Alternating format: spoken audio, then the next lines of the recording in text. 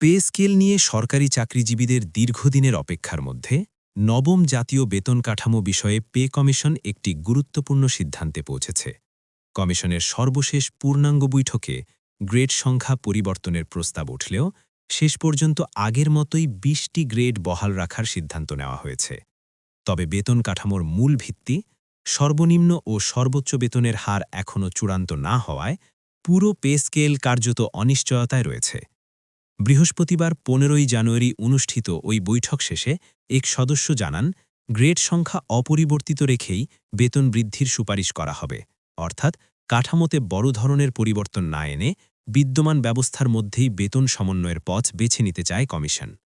সভায় নতুন বেতন কাঠামোর পাশাপাশি পেনশন, চিকিৎসা ভাতা ও অন্যান্য সুযোগ সুবিধা নিয়েও আলোচনা হয়, কিন্তু সর্বনিম্ন ও সর্বোচ্চ বেতন নির্ধারণে ঐক্যমত্য না হওয়ায় এসব বিষয়ে চূড়ান্ত সিদ্ধান্ত নেওয়া সম্ভব হয়নি।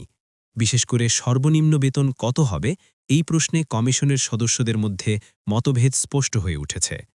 কমিশন সূত্রে জানা গেছে, বিষয়টি নিয়ে আগামী ২১ জানুয়ারি পরবর্তী সভায় আবারও আলোচনা হবে।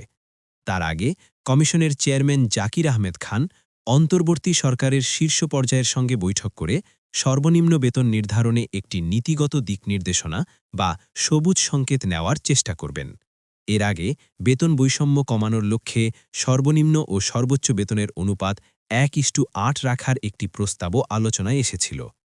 এদিকে কমিশনের এই গুরুত্বপূর্ণ সময়ে একটি নাটকীয় ঘটনা ঘটেছে। খণ্ডকালীন সদস্য এবং ঢাকা বিশ্ববিদ্যালয়ের অ্যাকাউন্টিং বিভাগের চেয়ারম্যান অধ্যাপক মোহাম্মদ মাকসুদুর রহমান সরকার বৃহস্পতিবার পদত্যাগ করেন।